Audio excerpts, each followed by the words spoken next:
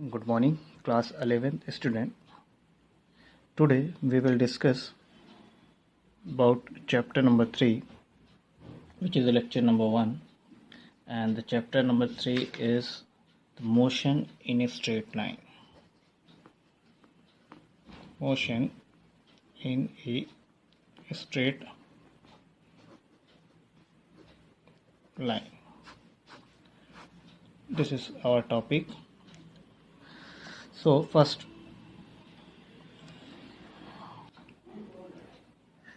before we study motion in a straight line, we should know about kinematics. What is kinematics? Okay, now kinematics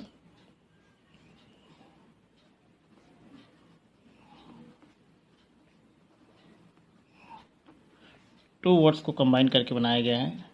Kine का means होता है motion, matics से मतलब है maths. मतलब कोई भी पार्टिकल अगर वो मोशन में है और उसमें जितनी भी मैथमेटिक्स या कैलकुलेशन जो हम लोग की फाइंड आउट करेंगे वो हम काइनेमेटिक्स में पढ़ते हैं.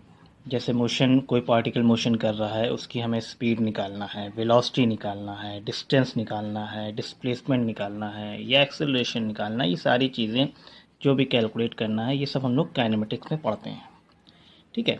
अब मोशन आप जानते हैं, कोई भी बॉडी जब मूव करती है तो वो मोशन में आ जाती है, और अगर बॉडी मूव नहीं कर रही है तो वो रेस्ट में है. अभी हमें बॉडी को मोशन में पढ़ना है, स्टडी करना है, तो हमें मोशन की बात करेंगे, रेस्ट की बात नहीं करेंगे. और मोशन भी हम लोग कितने तरह के यहाँ पे पढ़ेंगे. पहला, motion in 1D, 1 dimension. D means dimension, which is also known as linear और रेक्टिलिनियर मोशन. ठीक है.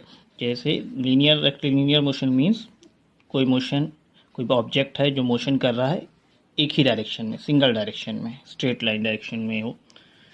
दूसरा हम लोग मोशन पढ़ेंगे मोशन इन 2D. ये भी हमें पढ़ना है, मोशन इन 2 डायमेंशन. जैसे एग्जांपल के तौर पे आप मोशन, जैसे सर्कुलर मोशन आप देखिए, इसमें 2 डायरेक्शन होगा. जैसे कि आप देख रहे हैं ये आपका वाई में भी चल रहा है और ये एक्स में भी चल रहा है. दोनों डायरेक्शन में ये मूव कर रहा है, मोशन कर रहा है, तो ये हमारा 2 डायमेंशनल हो जाएगा. या आप देखेंगे जैसे इसको हम लोग सर्कुलर मोशन बोल सकते हैं, या कोई पार्टिकल है इस तरह से इसको हम लोग मोशन कराएंगे, जैसे हम लोग प्रोजेक्टाइल मोशन, ये भी हमें पढ़ना है. ओके.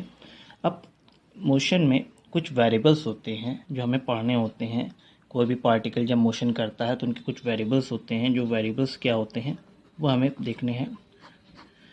जैसे कि distance, travel, displacement,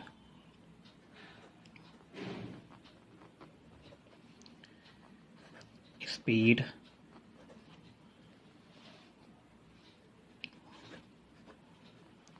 velocity, acceleration. ये सारी चीज़ें हमारे वेरिएबल्स जो भी मोशन करेंगे, कोई भी बॉडी या ऑब्जेक्ट मोशन करेगी, तो ये सब चीज़ें मैथमेटिकली हम लोग को कैलकुलेट करना होता है. तो these are variables of particle और object which is calculated by. Then what is distance and displacement? Today we will discuss distance. क्या होता है डिस्टेंस के बारे में आप जानते हैं. मान लीजिए कोई एग्जांपल से हम लोग समझते हैं. ये 2 पॉइंट हमारे पास है, एक पॉइंट ए है, एक पॉइंट बी है. ठीक है. ये मान लीजिए इनिशियल पॉइंट है और ये हमारे पास फाइनल पॉइंट है. ठीक है.